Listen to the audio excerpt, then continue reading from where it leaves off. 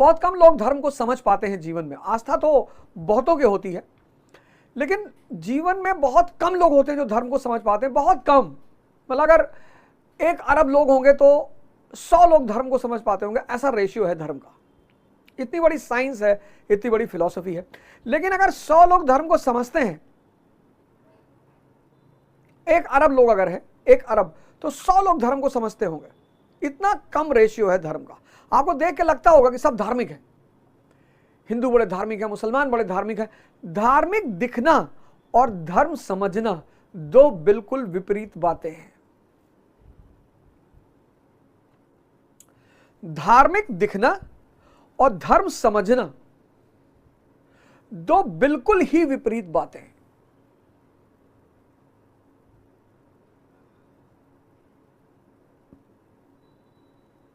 एकदम विपरीत। और मास के लिए तो धर्म अफीम है। कार्ल मार्क्स एकदम सही कहता, मास के लिए, सबके लिए नहीं। Religion is opium for the masses. मतलब एक बहुत बड़ी जनसंख्या के लिए धर्म अफीम है। उसकी आशा है कि भाई यहां वो दुख झेल रहा है, जन्नत में जाएगा। यहां वो धरती पर जो दुख झेल रहा है, इग्नोरेंस की वजह से झेल रहा है। बस सिंपल। आज मैं ललन टॉप के प्रोग्राम में गया था, बोले सेक्स एजुकेशन पर बोलिए। मैंने कहा एकदम बोलेंगे। जिसकी एजुकेशन अच्छी हो जाएगी उसको सेक्स एजुकेशन की जरूरत ही नहीं पड़ेगी। जिसके पास विवेक पैदा हो गया, हाँ, आज उसकी बहुत जरूरत है। इस संसार में कोई भी व्यक्ति दुख की वजह से दुखी नहीं है।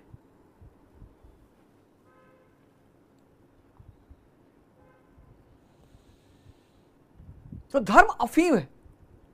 धर्म अफीम था, धर्म अफीम है और धर्म अफीम रहेगा। ईसाई बहुत विकसित हो गए, लेकिन पोप से बाहर नहीं निकल पाए। इतने विकसित हो गए ईसाई। तो धर्म रहेगा। अब जब भी धर्म पे प्रहार होगा तो एक बहुत बड़ी जनमानस आक्रोशित होगी। अब तुम इमेजिन करो कि भारत के लोगों में डिस्कंटेंट तो था ही, भारत के लोग परेशान तो थे ही, दुखी तो थे ही, दमित तो थे ही, और उसी में चर्बीदार कारतूस, ग्रीस्ड कार्टेजेस, एनफील्ड राइफल की कार्टेज होती थी, उसको दांत से नोचना पड़ता था।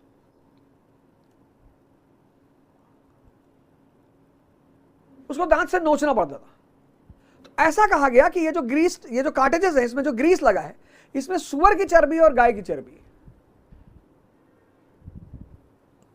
अब जैसे सुअर की चर्बी की बात आई तो मुसलमान और गुस्सा होगी कि सुअर की चर्बी, और जब गाय की चर्बी की बात आई तो हिंदू। और फौज का सिपाही बहुत खतरनाक,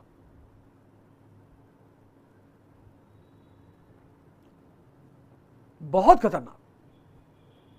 मतलब आर्मी के जो सोल्जर्स होते हैं ना, एक तो डिसिप्लिन, हाइपर डिसिप्लिन, और ट्रेनिंग ऐसी होती है 3-3 साल, 4-4 साल, 5-5 साल छुट्टी नहीं मिलती। आक्रामकता डेवलप करनी होती है ना, आक्रामकता को डेवलप करना होता है।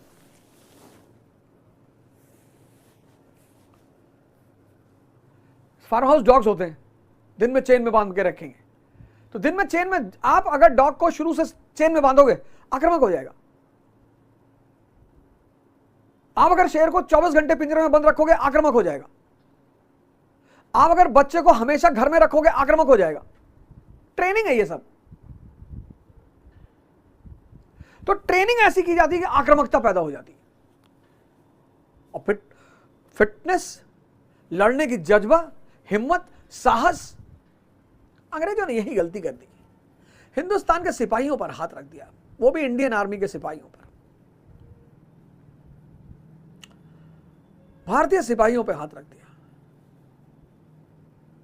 और जो दूसरों के लिए लड़के जान दे सकते हैं, वो अपने लिए लड़के जान नहीं दे सकते। जिसको लड़ना आता है, भाई किसान को लड़ना नहीं आता, आर्टिशियन को, क्राफ्टमैन को, मिडिल क्लास को, सिंगर को, म्यूजिशियन, इनको नहीं आता, सोल्जर, फिर उधर मंगल पांडे और इधर मेरठ। और सिपाही विद्रोह धीरे धीरे एक जन विद्रोह में परिवर्तित हो गया। तो ये तो थी पहली हेडिंग, रीजंस। दूसरी हेडिंग, इंपॉर्टेंट सेंटर्स, प्रमुख केंद्र।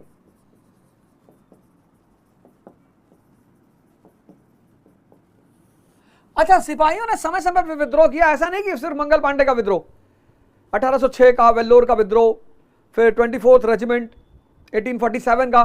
तो आप देखोगे एनसीईआरटी पढ़ोगे, वो सारे विद्रोह सिपाही जो विद्रोह है उनके एक सीरियल आप लिख लेना।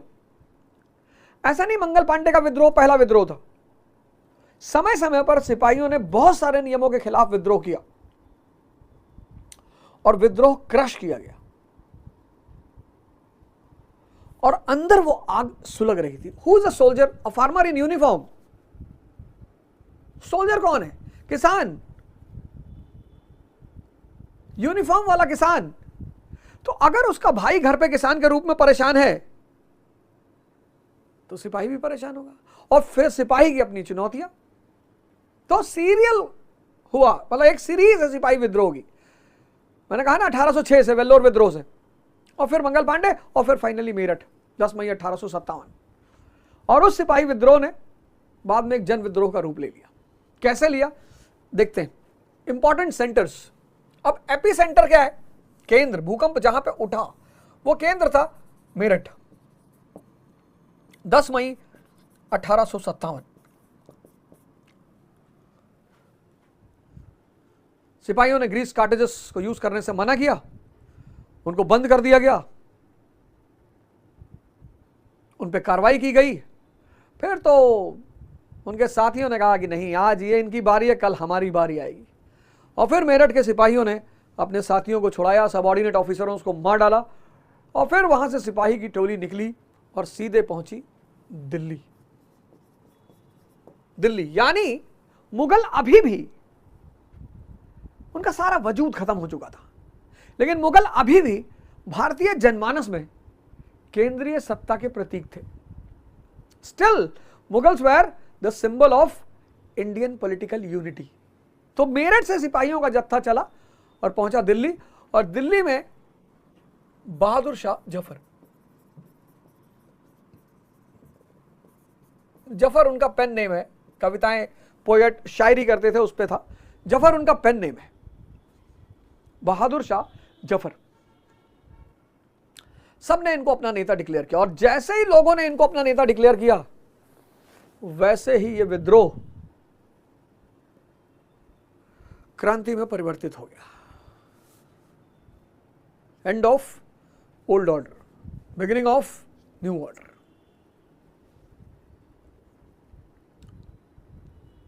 बहादुर शाह जफर ने विद्रोह किया, कानपुर में नाना साहब ने विद्रोह कर दिया।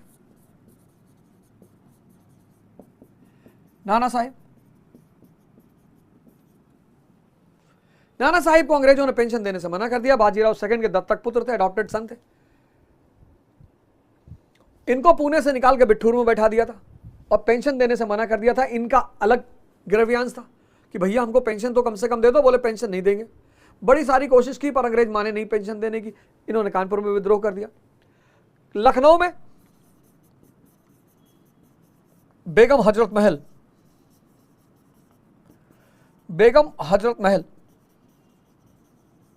इन्होंने कहा कि मेरा बेटा बिरजिस कादिर को अवध की गद्दी पर बैठाया जाए। आप जाओगे लखनऊ तो आपको हजरतगंज मिलेगा, आज भी लखनऊ की सबसे फेमस जगह है। तो लखनऊ में बेगम हजरत महल ने अपने बेटे के सपोर्ट में, समर्थन में विद्रोह कर दिया। झांसी में रानी लक्ष्मीबाई सबसे अमर योद्धा, रानी लक्ष्मीबाई, इन्होंने अपने बेटे के लिए, अडॉप्टेड सन के लिए विद्रोह किया। फिर आरा में कुंवर सिंह, जो अंग्रेजी नीतियों की वजह से बैंकरप्ट हो चुके थे, 80 वर्षीय जमींदार कुंवर सिंह। और ऐसे बहुत सारे विद्रोहियों ने अंग्रेजी सत्ता के खिलाफ नारा बुलंद कर दिया, एटसेट्रा एटसेट्रा एटसेट्रा। सबके अपने मुद्दे और सबके अंदर असंतोष। और इन सबकी आड़ में आम जनता, कॉमन मैन, वो भी त्रस्त थी। कॉमन मैन, उसने भी उठा लिया, किसी ने लाठी उठा ली, किसी ने एक्स उठा लिया, किसी ने चॉपर उठा लिया। अब उनको दुश्मन तो दिखाई नहीं पड़ रहा था, तो उन्होंने किस पे हमला किया? मनी लेंडरों के बही खाते पे, पुलिस थानों पे, टेलीग्राफ की लाइन ही उखाड़ डाली।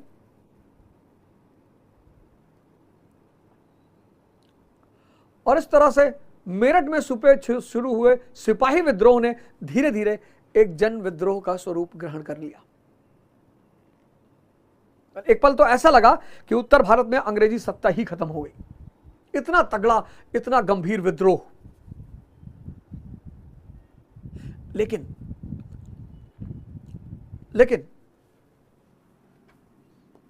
अगली heading,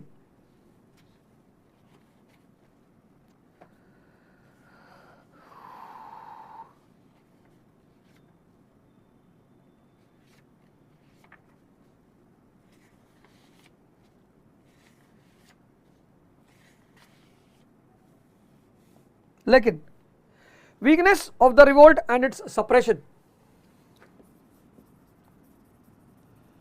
weakness of the revolt and it's suppression, विद्रोह की कमजोरियां और उसका दमन।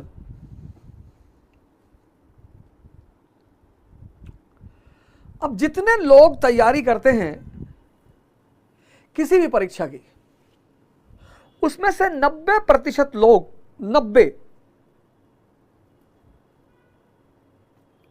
90% लोग तैयारी शब्द का अर्थ ही नहीं जानते।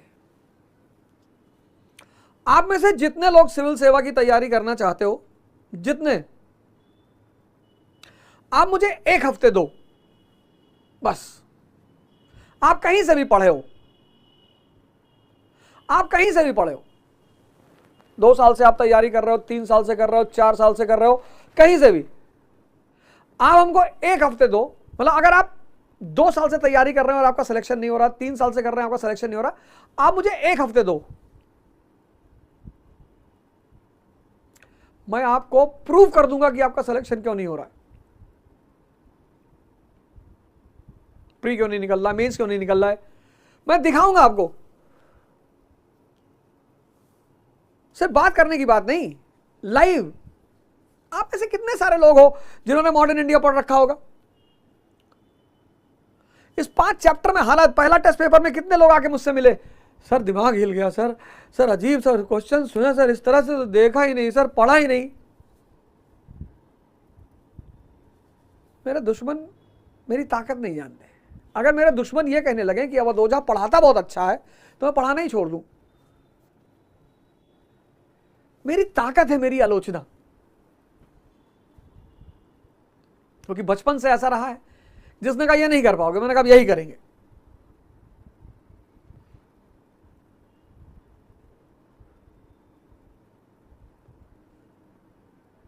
आप में से कितने लोग, कुछ तो बड़े ईमानदार टाइप के लोग हैं, जैसे एक शिक्षक महोदय, उन्होंने मुझे मैसेज किया कि हम टीचर हैं सर, और ऑनलाइन पे ही मैसेज किया था, इसी पे ही, कि हम टीचर हैं और हम आपसे पढ़ रहे हैं और बहुत कुछ सीख रहे हैं। अच्छी बात है, हम भी किसी ना किसी से सीखते हैं, हम सब किसी ना किसी से सीखते हैं।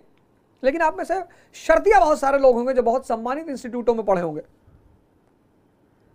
और बोल नहीं पा रहे हैं। तो एक तो पढ़ाई नहीं कायदे से हुई, और तैयारी तो आप में से बहुसंख्यक लोग जानते ही नहीं कि होता क्या है। इसलिए आपको 4 साल, 5 साल, 6 साल, 7 साल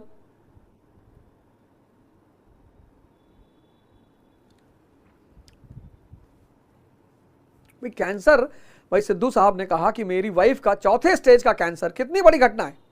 सिद्धू साहब ने कहा कि मेरी वाइफ की 4थे स्टेज का कैंसर, डॉक्टर ने कहा था 3% चांस है, और मेरी वाइफ का 4थे स्टेज का कैंसर से मैं उसे बाहर निकल रहा है। आज मेरी वाइफ फ्री। कच्ची हल्दी, कच्ची हल्दी सब लोकल हर्ब जो हमारी किचनों में है। कितनी बार राजू भाई दीक्षित ने कहा कि हल्दी जो है कीमो के साइड इफेक्ट को खत्म करती है, लेकिन कच्ची हल्दी, ये बाजार की पिसी हुई हल्दी नहीं जिसमें रंग मिला हुआ है, कच्ची ओरिजिनल नॉर्थ ईस्ट से मंगाइए कच्ची हल्दी, उसका पानी पिलाइए, मैं थोड़ी कह रहा हूं, चारों तरफ वायरल है। तो क्या उसमें बाकी बातें नहीं हुई? कीमो हुआ, एकदम हुआ, कीमो हुआ, 4-4 5-5 कीमो उनका हुआ। लेकिन कीमो के साइड इफेक्ट से किसने बचाया? हल्दी ने। ऐसा वो उन्होंने कब कहा कीमो नहीं हुआ? एकदम हुआ, कीमो हुआ। कीमो का साइड इफेक्ट है, वो बॉडी को पूरा तोड़ देता है, खत्म। वो बुरे सेल के साथ साथ अच्छे सेल को भी मार देता है। और वहां पे काम आई कच्ची हल्दी, वहां पे काम आया सेब का सिरका। भाई साहब, आप कभी अयोध्या से बस्ती की तरफ जाइए, सिरकों की लाइन से दुकान है। गांव में कोई बीमार नहीं पड़ता था। प्याज और सिरका, इतनी बड़ी दवा है सिरका। विनेगर,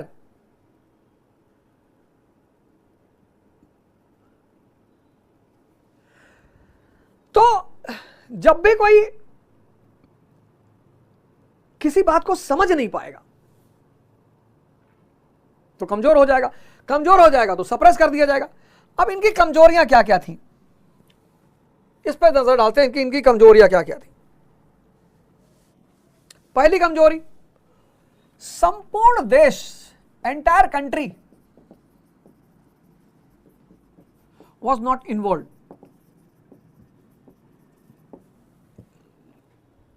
पूरा देश शामिल नहीं था। एक अच्छा भूभाग था, उत्तर भारत की सबसे ज्यादा भूमिका थी, दक्षिण में तो बहुत क्रूरतम ढंग से उन्होंने सप्रेस कर रखा था पहले से। एक तो पूरा देश शामिल नहीं था। दूसरी सबसे बड़ी कमजोरी थी कि बहुसंख्यक रजवाड़े, states, majority states were helping British. Majority states, Nizam,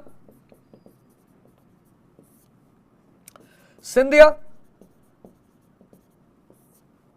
Kashmiri state, Kashmir,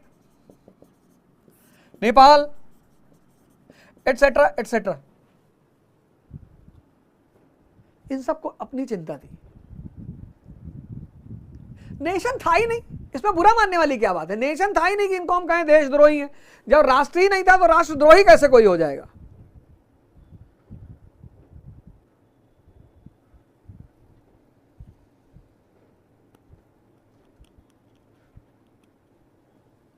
पूरी कंट्री इन्वॉल्व नहीं थी। Majority states were helping English. ये सब अंग्रेजों की मदद कर रहे थे, इनको अपनी चिंता थी। भारत तब राष्ट्र था ही नहीं, इसलिए कोई बुरा मानने वाली बात नहीं है। तीसरा, middle and upper class.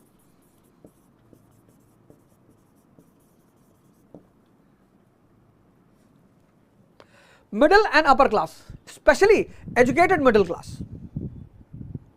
Educated middle class, educated middle class people like Raja Ram Mohan Roy. तब तो खैर बेचारे थे नहीं, उनका डेथ हो चुका था। एग्जाम्पल के तौर पर कह रहा हूं कि ये जो एजुकेटेड मिडिल क्लास था, राजा राम मोहन रॉय जैसे लोग जो थे, इन्हें पता चल चुका था कि अंग्रेजों के आने से एक नई धारा शुरू हो चुकी है, आधुनिक धारा शुरू हो चुकी है। अगर सत्ता फिर से विद्रोहियों के हाथ में आई तो ये जो नई धारा शुरू हुई, आधुनिक धारा, मॉडर्न स्ट्रीम शुरू हुआ है, ये फिर से बैकवर्ड हो जाएगी। इसलिए न्यूट्रल थे, ये किसी की तरफ नहीं थे। ये एजुकेटेड मिडिल क्लास, ये न्यूट्रल। इन्हें भय था कि अगर विद्रोही जीते तो भारत की जो आधुनिक धारा शुरू हुई है वो फिर से पीछे की तरफ गतिमान हो जाएगी।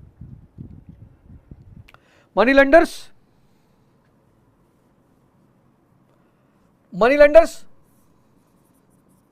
इनका तो पूरा वजूद ही अंग्रेजों के ऊपर टिका हुआ था।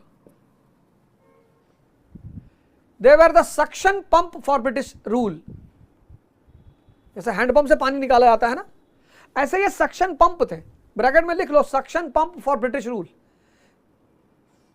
कैसे सक्शन पंप? अब मैं किसान हूं और अमिताभ बच्चन जी मनी लेंडर है। अब भैया मुझे, अब किसान के पास पैसे की हमेशा शॉर्टेज रहती है, क्योंकि agriculture provide periodical income and periodical employment. अब मुझे टाइम पर टैक्स जमा करना, अगर मैं टाइम पर टैक्स नहीं जमा कर पाऊंगा मेरी जमीन जब्त हो जाएगी। तो अगर मेरे पास उचित पैसा नहीं आया तो मैं पैसा किससे लूंगा? मनी लेंडर से, अमिताभ बच्चन जी से।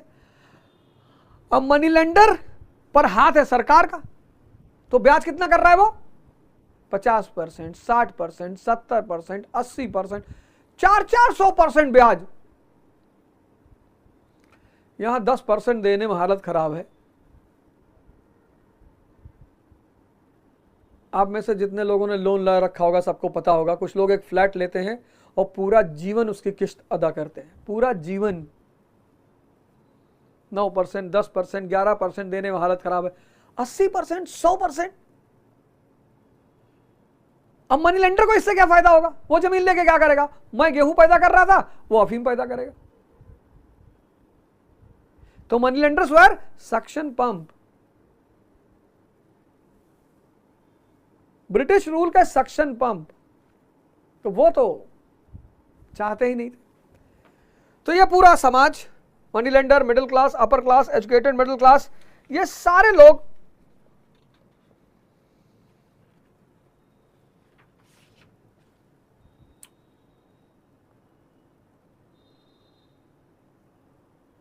ब्रिटिश रूल के समर्थक।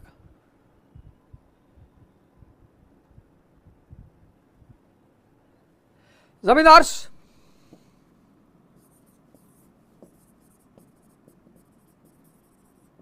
ये तो इन्हीं के बच्चे थे, ये तो इन्हीं के बच्चे थे।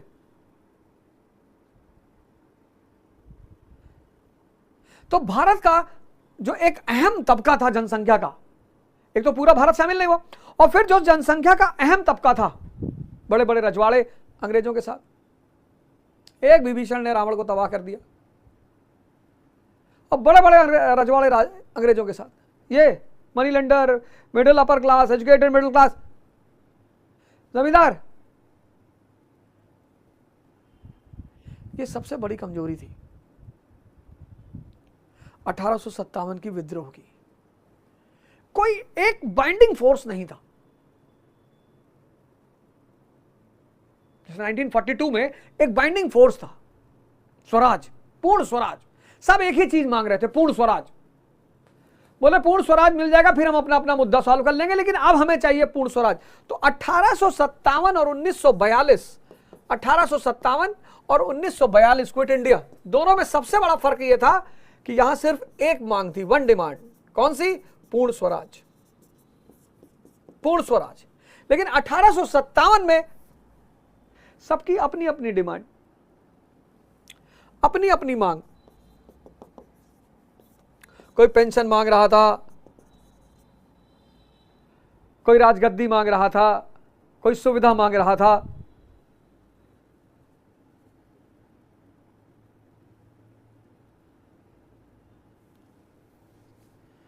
अब तो स्थिति बिगड़नी ही थी।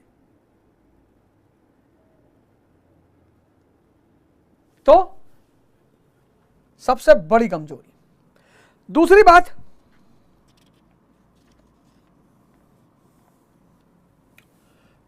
तो a large section of India was with British with multiple demands, disunity.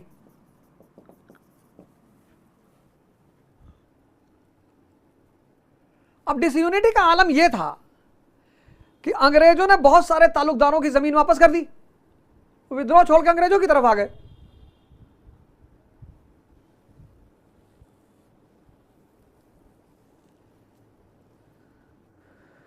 भगवान राम 4 भाई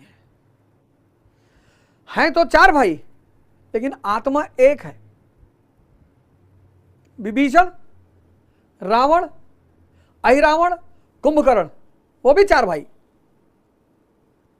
अब भगवान राम 4 भाई हैं, राम, लक्ष्मण, भरत, शत्रुघ्न, लेकिन 4 शरीर होके एक आत्मा है। भैया जो कह दे राम भैया खत्म, उस पर क्रॉस क्वेश्चन नहीं करना है, वो जो भी कह दे। मतलब राम लक्ष्मण जंगल में है और भरत शत्रुघ्न महल के बाहर है, कुटिया में रह रहे हैं। रावण भी 4 भाई है, रावण, विभीषण, कुंभकर्ण, अहिरावण। विभीषण ने तो खुला विद्रोह कर दिया कि नहीं भैया गलत बात है, हम आपके साथ नहीं हैं। कुंभकर्ण विद्रोह तो नहीं किया रावण से, लेकिन रावण को समझाने की कोशिश की उसने कहा भैया बात तो गलत है, दूसरे की पत्नी नहीं उठानी चाहिए, अधर्म है ये। तब रावण ने कहा कि अगर तू भी विभीषण के साथ जाना चाहता है तो तू भी चला जा। तो कुंभ कह रहा देखो डायलॉग बाजी मत करो, भाई हो तुम मेरे तो जान तो मैं तुम्हारे लिए दे ही दूंगा, लेकिन बात गलत है दोस्त।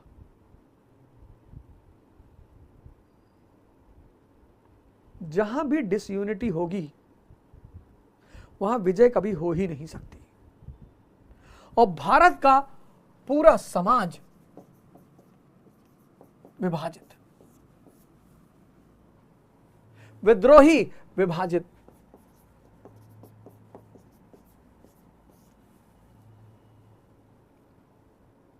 तो एक लार्ज जनसंख्या अंग्रेजों के साथ और फिर डिसयूनिटी। तीसरा, lack of discipline and planning. कुछ लोग तैयारी करते हैं तो 2 दिन, lack of discipline and planning, अनुशासन और योजना का अभाव। मैंने अपने उम्र में एक लंबे समय तक एक बहुत बड़ी गलती की, डायरी नहीं बनाया। मतलब स्कूल से निकले तो हमें लगा कि यार डायरी, आप क्या करेंगे डायरी। स्कूल की जो सबसे बड़ी गिफ्ट होती है वो डायरी होती है।